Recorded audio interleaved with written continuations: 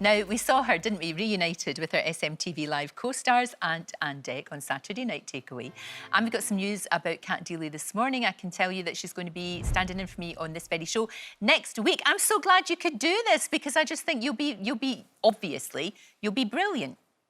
Oh, I hope I'm just even half as good as you, Lorraine. I'm a little bit terrified. I mean, I haven't even really properly dressed from the waist down since goodness knows when. So hoping I'll be even half as good as you and I'll be all right. Behave. Definitely. It'll be great. You'll have fantastic fun. We've got some fantastic guests lined up as well.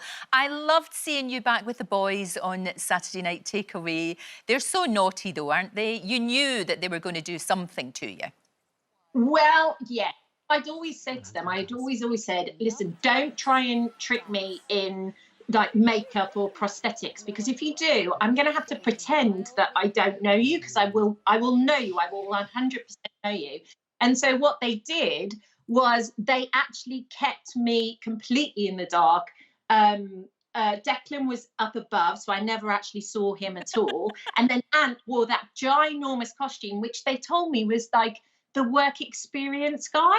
So I was being really lovely to him as well. And then the whole way through, it was Ant. If I'd have known it was Ant in that outfit, I would have just let the fire burn. Do you know what? You guys were, you know how much I loved SMTV because it was right at the time when Rosie was growing up, my daughter was growing up, and we watched it every single week. It was so good. And then it turned into a music show like Top of the Pops. That was what was great. You just basically burrowed the camera around and then you were doing a different show. You were on for hours. It was brilliant. It was crazy. Bring like 300 screaming kids into the studio, and there'd be Westlife on stage and Mariah and goodness else knows who else, and you never knew quite who was going to turn up, who was going to say what. There was no auto cue. We kind of a bit made it up as we go along. I mean, when I was talking to the boys about it, we always say it was the best time of our lives, and we didn't really know it at the time. Right. And I try and tell my boys now, you know, I try and explain it because they didn't like the stunt.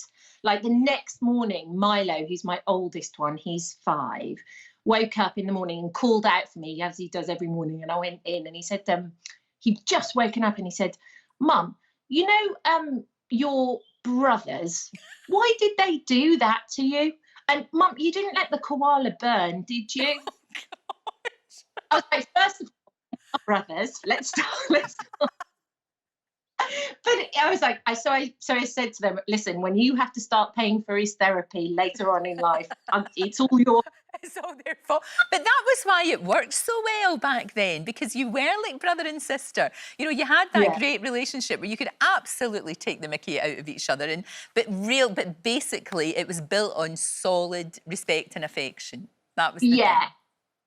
It got to a stage where we were all so comfortable with each other, and we kind of knew that we could all cope with whatever you threw at them. You know, it was sort of like one of those things where if you throw the ball at somebody, you can throw it back equally as fast, and you'll still catch it, and it won't kind of throw you too much. And so we ended up trying to do things to kind of, you know, make trip each other up and do things like I remember sticking notes in things and like trying to throw them and make them giggle, and by the end of it we were just having so much fun. Oh, but that came across. It absolutely came across on screen. And of course you went over to America, hugely successful career. How many series of So You Think You Can Dance did you do? There must have been loads. We did. There was 16 series, and then as the global pandemic struck, we were in the middle of season 17. But there's just no way of us making that show. There are different shows. Like for instance, when I did Saturday Night Takeaway, we all did COVID tests and we bubbled and we, you know, everything. Everybody followed the protocol. Everybody was very safe and very responsible. But to make that show, it's just not possible. We need to, you know, get people from all over the country, and they need to be able to dance together, and so it's just not possible to make it. And then when I flew back here, I was kind of in the middle of shooting a Disney show.